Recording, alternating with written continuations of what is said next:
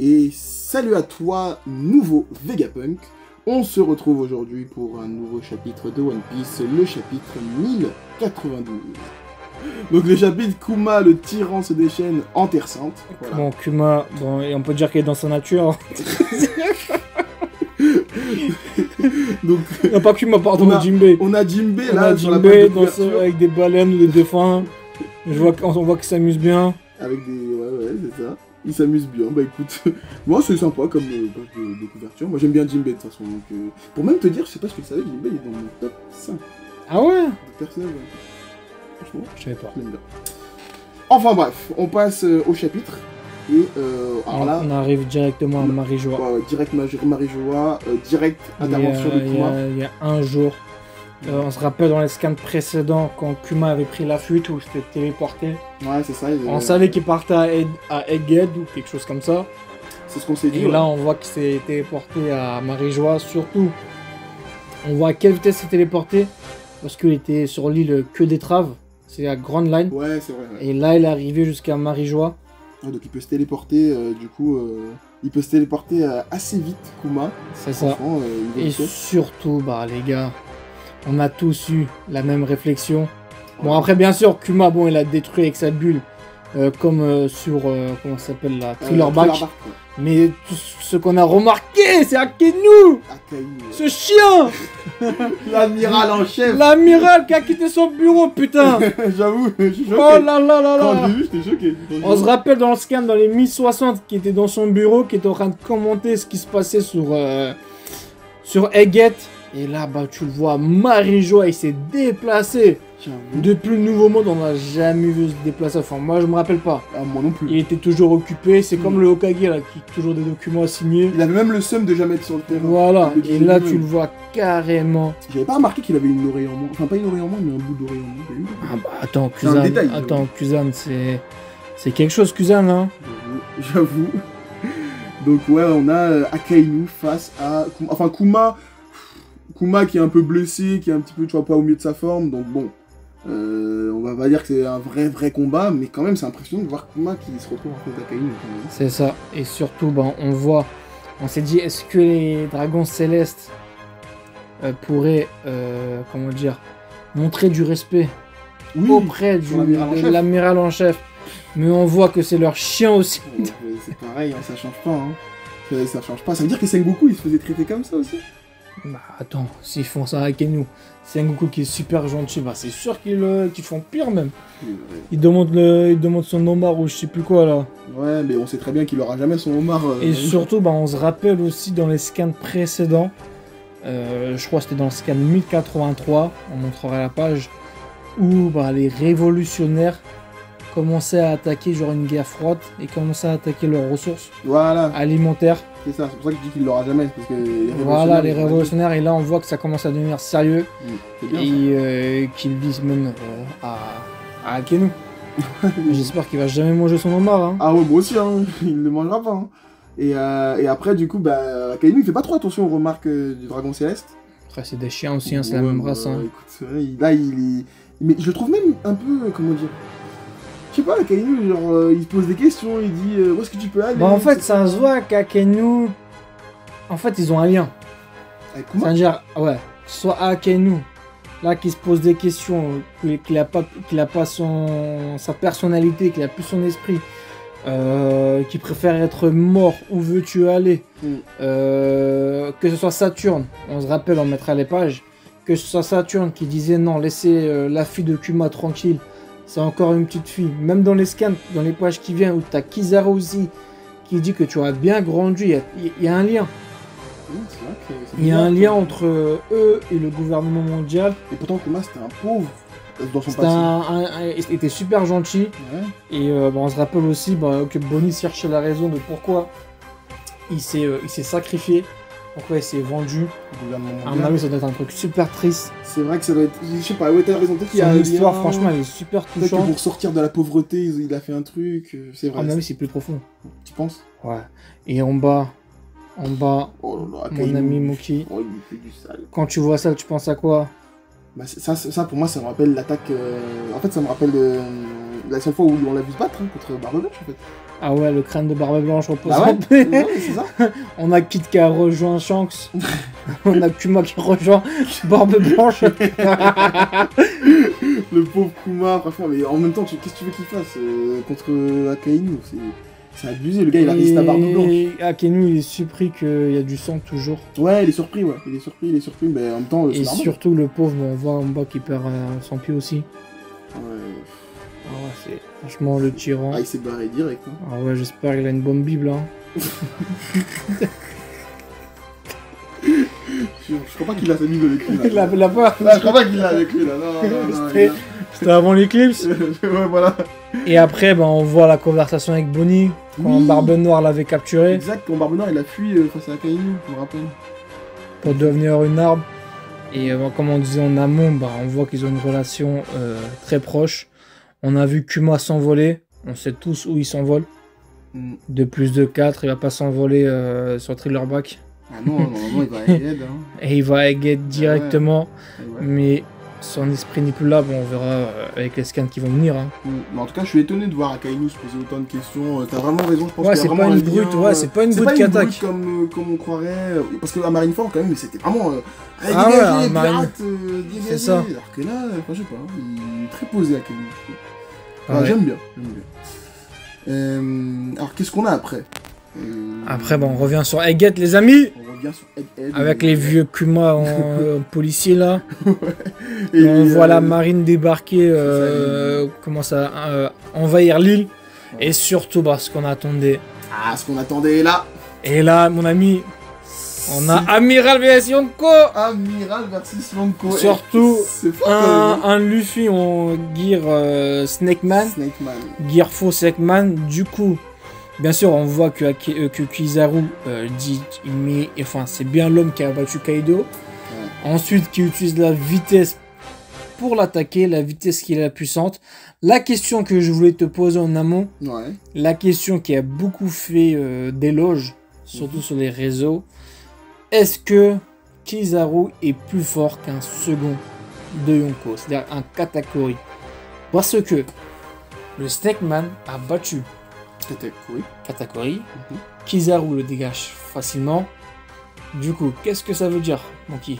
J'avoue que le fait qu'il arrive à combattre assez facilement un Luffy en Snake Man, alors que Katakuri, bah, il était en galère, plus.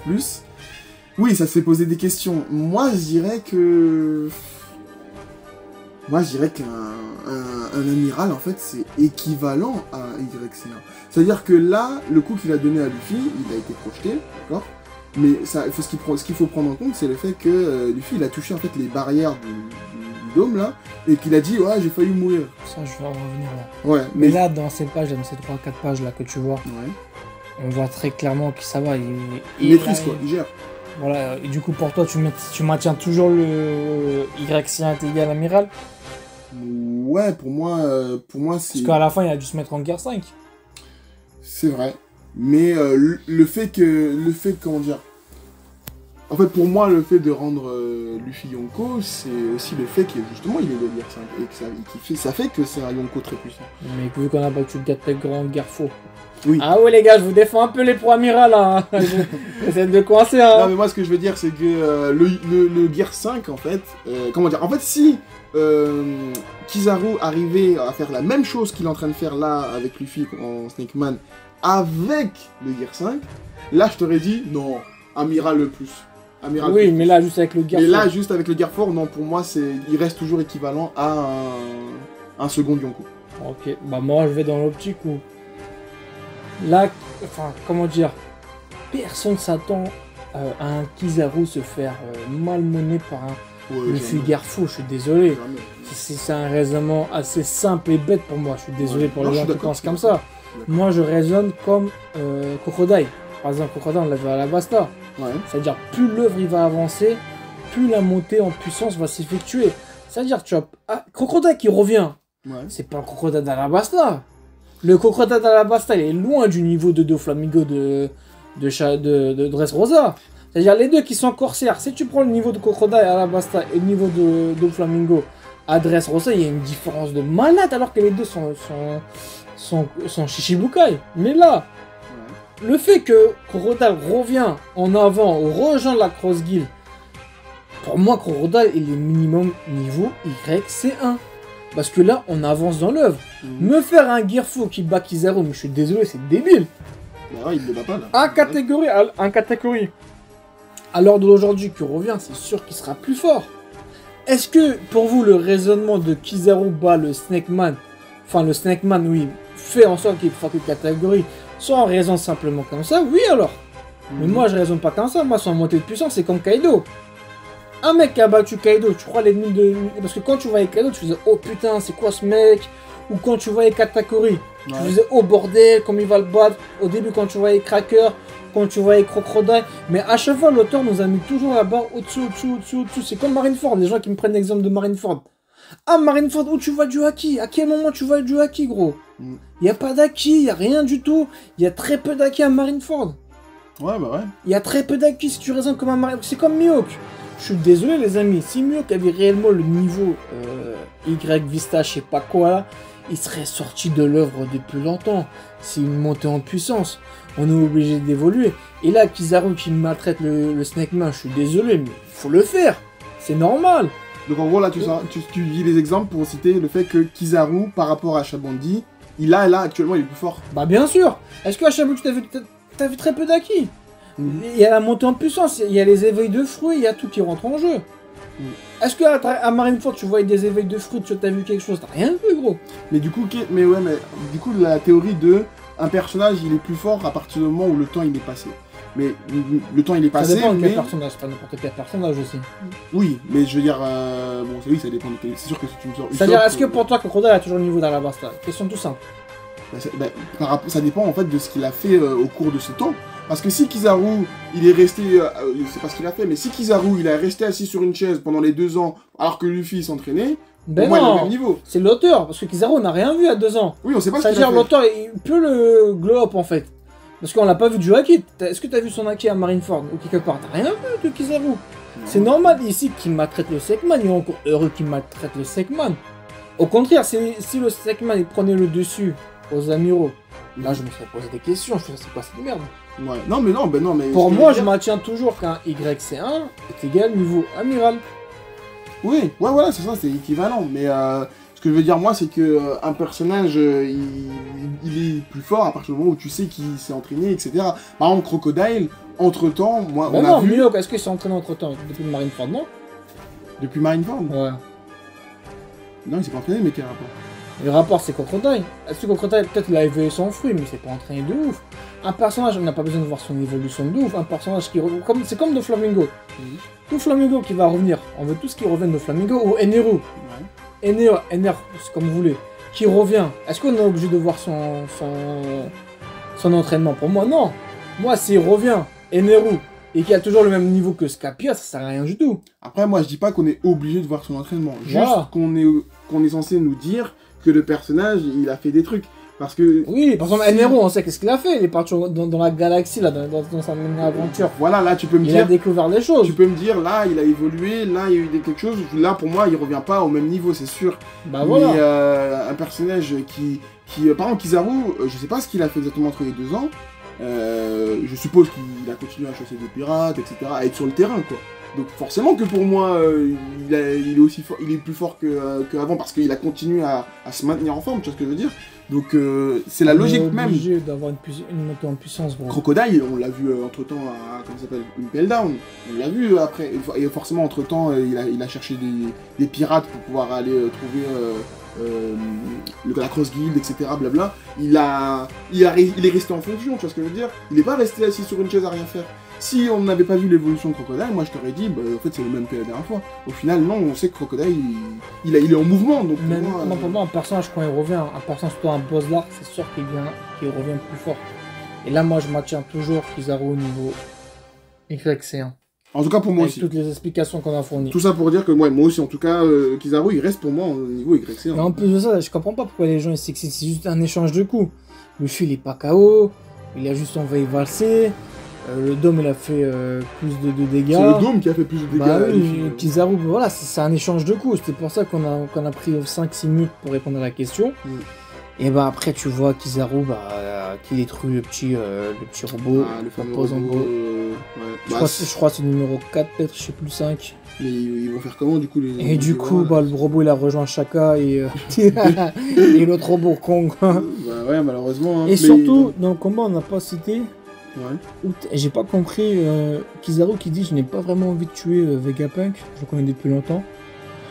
Oui, bah oui, il le connaît depuis longtemps. Mais le but de la mission c'est de tuer Vegapunk. Et pourquoi là il dit il veut pas tuer Vegapunk?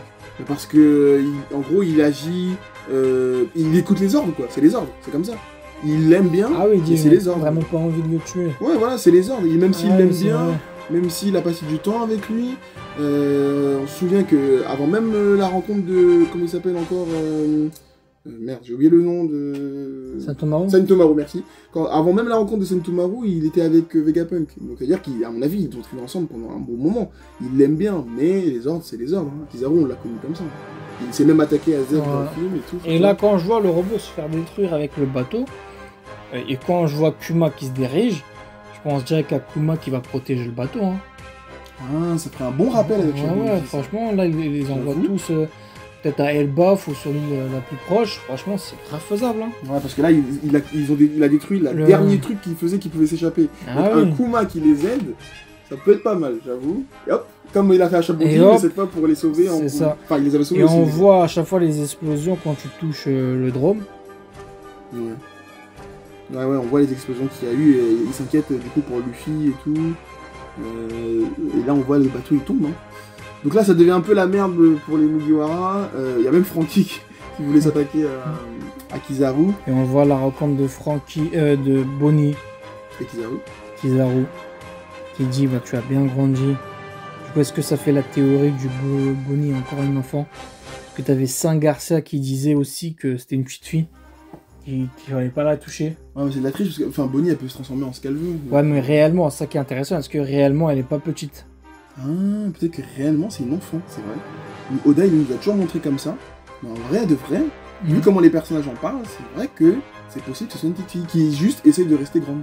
T'as tout à fait raison, ça pourrait être intéressant, ça, franchement. Ce qui est intéressant, c'est qu'on voit Chapeau de pas s'est fait exploser. Je sais pas, j'ai rigolé. Et après on a Bonnie aussi qui attaque Kizaru mais elle tombe dans le... Oui bah oui. Tout le monde tombe dans le dôme. oui, forcément, ouais. Forcément. Et en plus, c'est triste parce que même Kizaru il dit il veut pas s'attaquer à Bonnie. Bah c'est ça en fait, je t'ai dit, c'est en amont de la vidéo. C'est les relations, c'est profond. Franchement... Et juste après, on voit qu'ils ont finalement trouvé le mot de passe. Enfin parce qu'on se rappelle dans Scan 1090, où t'as l'autre York qui voulait pas donner le mot de passe. Ouais. Et finalement, ils sont contents d'avoir trouvé le mot de passe. Ah oui, il y a 3 quand même, vraiment. Et surtout, après, t'as Kizaru qui débarque. Ah ouais, il est déjà là, Kizaru. Kizaru-sama. Il est déjà là, Kizaru. Ah ouais, mais il est très rapide, en même temps, c'est normal. Là, tu sens que c'est la fin, tu sens qu'il pourrait vraiment en finir Kizaru, mais qu'est-ce qui se passe? Bah t'as Luffy qui est de retour. Hein. Franchement, les pages de fin comme ça, super. En plus, là, c'est clair.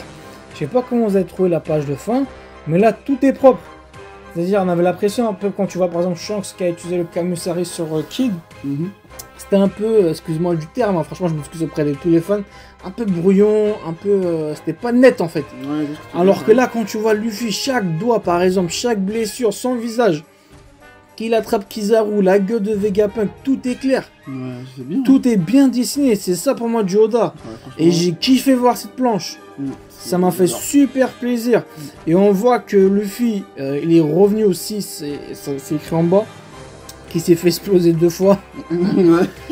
Mais est-ce que le dôme te one-shot ou pas? Ça, la question aussi que je me suis posée. En théorie, oui. Hein. Non, parce que je me rappelle au début de l'arc, on mettrait à la page, Kaku aussi s'était fait exploser. À un moment, quand ils ont débarqué sur l'île, t'as Kaku qui s'est fait exploser. T'as Bonnie qui se fait exploser. À mon avis, ça va pas... Ça va te mettre des dégâts. Ça te met des dégâts, mais à quel point? Pour que Luffy, ça lui fasse des dégâts comme ça, à 2 reprises. Mais à quel point? Et surtout, la masterclass, mon ami. Ah ouais, ce qui arrive à la fin. Aïe. Tu reconnais les notes de musique? Les petites notes de musique, on sait tout ce que ça fait. Si vous avez eu l'occasion de voir l'animé avec le Gear 5... Les tambours de la libération. Exactement, les tambours. Donc là, on voit ce que c'est et on voit le robot en fait qui s'allume, qui prend vie peut-être les yeux. Cette théorie, elle a beaucoup tourné aussi. Est-ce que tu es au courant, Monkey, pourquoi il s'allume? En vue de justement des notes de musique, c'est grâce à Luffy, clairement. Très bien, c'est grâce. En fait, on se rappelle aussi, il y a beaucoup de rappels dans les scans précédents. En fait, ça nous a toujours posé des petits graines qui sont en train de fleurir. Dans les scans précédents, on se rappelle que je crois que c'était Shaka. Dans le scan 1067 où il disait qu'il leur manquait une énergie pour pouvoir réveiller le robot. Et là on se rend compte que l'énergie c'est Luffy. Et Luffy, son surnom c'est le dieu du soleil. Franchement et le robot pour la première fois on l'avait vu dans le scan 1065. Ça veut dire quoi? Dans le scan 1065 il a été créé il y a 900 ans si je dis pas de bêtises. Et il y a 200 ans, il avait attaqué Marie-Joas. Et du coup, là, depuis, il est hors service. En fait, il fait un peu comme Kuma. C'était à l'époque où il y a eu, si je me rappelle bien, là, franchement, c'est de tête, les amis. Si je me rappelle bien, c'était à ce moment-là, il y a eu les trucs racistes auprès des hommes poissons aussi. Et quand j'ai vu cette case aussi, ça m'a fait directement penser à quoi? Tu sais quoi, Monkey? À Zunesha. Zunesha qui débarque à Wano Kuni, qui dit les trucs de Franck. Elle entend les tambours et tout, comme quoi Joy Boy est de retour, oui. Mais j'espère, Zunesha, elle m'a déçu parce qu'elle est repartie sans rien faire. J'espère que le robot aura une meilleure performance. Après, je crois pas qu'elle était venue à Wano, il me semble qu'elle était restée de là où elle était, mais on avait fait un point sur elle qui entendait les tambours de là-bas. Ouais, mais elle était venue, je t'attendais un truc de ouf quand même. Oui, oui. Bon, au final, non, mais là, peut-être avec le robot, il y aura, je sais pas. Chose, parce que là c'est pas pour rien qu'on nous met, hein. Et surtout à la fin de chapitre, Et le robot, ça m'a fait aussi penser au film Le Château dans le ciel en fait. On sait que Oda est fan de Miyazaki, où t'avais un robot on s'appelle la ville la Puta, où ils sont partis dans le ciel, il y avait un robot qui se réveille, qui devient ami avec eux. C'était l'ancienne civilisation aussi, avec une technologie très avancée, c'est pareil. Identique. Est-ce que Oda fait du plagiat? Du plagiat, je ne pense pas. on sait qu'il aime bien s'inspirer. Et du coup, après, tu avais vu dans le film qu'il y avait plusieurs robots qui se réveillaient. Là, à mon avis, il n'y aura pas plusieurs robots qui se réveillent parce que là-bas, c'était dans le ciel. Ouais. Là, ça a trop de robots qui se réveillent, ça va tuer en couille. Non, il n'y a que lui, je pense. C'est ça. C'est plus simple, franchement. Mais à quoi il va servir le robot plus tard? Est-ce que c'est pour défendre Luffy? Est-ce que c'est son gardien? Est-ce que c'est pas le nouveau robot qui va aider à transporter aussi le navire? Je pense que c'est Kuma. Kuma, tu penses? Ou peut-être est-ce que l'esprit de Kuma est à l'intérieur du robot? Ouais, c'est possible aussi. C'est possible aussi. Franchement, il y a plusieurs théories qu'on peut faire. Là, en fait, nos réponses viendront quand on saura pourquoi Kuma s'est sacrifié. Ouais. En fait, dès qu'on en saura un peu plus sur Kuma, je pense qu'on aura... une fois que l'histoire sera bouclée. Ouais. Et aussi, une dernière chose avant de vous quitter, les amis. Dans le combat Luffy vs Kizaru, même dans les combats qui viennent, j'aimerais plus voir le haki présent. Et là, on voit Kizaru l'utiliser. C'est pas du haki des rois, c'est du haki comme ça. Ah non, c'est pas du haki des rois. J'aimerais bien voir le haki de l'observation, haki des rois, le Ryo, parce que le haki c'est plus puissant que les fruits. Ouais. Et voir... après, j'aurais préféré voir un Luffy normal, haki des rois, qu'un Luffy Gar 5. Mais justement, Luffy en Gar 4, il utilise du haki, on est d'accord. Ouais, mais c'est pas du haki des rois. Non, c'est pas du haki des rois, c'est du haki normal. Mais du coup, ça touche normalement Kizaru. Ah, mais, oui, ça touche. Mais haki des rois, c'est autre chose. Je pense pas que c'est même pas du Ryo en plus. Ouais, non, je pense que c'est autre chose. Mais Kizaru, il arrivait à se défendre en faisant de la lumière. J'ai pas compris en fait la case. Je la mettrai, mais c'est bizarre que Kizaru il arrive à se défendre contre du haki juste avec de la lumière. Je sais pas, je trouve ça. Comme ça, juste non, mais lui aussi. Ou alors c'est des attaques qui projettent, j'en sais rien, mais regarde, tu vois cette case. Il les bloque. Il bloque les coups avec. Regarde ses mains. Il utilise le haki, on est d'accord. C'est comme en Marineford, tu te rappelles pas? Quand les trois amiraux là, ils mettent leurs mains comme ça, là, ils ont bloqué l'attaque là. Mais ça c'était du haki ça. Non? Si, le gars il bloque. C'est pareil, c'est la même pose, gros. Ok, ouais. Il les bloque. Okay, c'est comme les trois là quand ils étaient sur le dôme là. Oui, ils ont bloqué l'attaque ensemble. Ok, donc c'est pas juste de la lumière qu'ils utilisent, quoi, parce que j'avais un petit... Non, il y a de la lumière aussi, ça se voit qu'il y a de la lumière, ça brille, mais oui, ça les bloque. J'avais l'impression que c'était juste ça, quoi. C'est comme Setamoru, là, a fait la même chose avec ces trucs. Exact. Et du coup, Kizaru, c'est son maître. Bah oui, c'est sûr. Eh oui, les gars, 33 ans dans le métier. Ok, très bien, très bien. Franchement, pour résumer, un très très bon chapitre. Et ah oui, oui. Avant de finir, ah oui, je suis un professionnel. La Kizaru qui était prêt pour le Gear 5 aussi, nous y voilà, il dit. Ouais, il s'y attendait. Bah, il savait, bah oui, c'est sûr qu'il s'y attendait. Est-ce qu'au prochain scan, on verra l'éveil du Pika-Pika-Nomi Pikachu? En tout cas, on voit les gouttes. Hein. On voit les gouttes. On voit les gouttes. Quand on voyait les coups de Mio. Quand on voyait les coups de Mio, exactement. Ah ouais, les amis, ça parlait beaucoup. Là, on voit les coups de Kizaru, les gars. Sur ce, les amis. Exact, sur ce, on va se laisser sur ce magnifique chapitre et on va se rendre pour le prochain la semaine prochaine, parce qu'il y a un chapitre la semaine prochaine. La semaine prochaine, il y a un chapitre. Parfait, c'est parfait. Eh bien écoutez, mettez en commentaire ce que vous en avez pensé, n'oubliez pas de liker, voilà. Et pour finir, du coup... Pour finir les gars, le One Piece n'existe pas.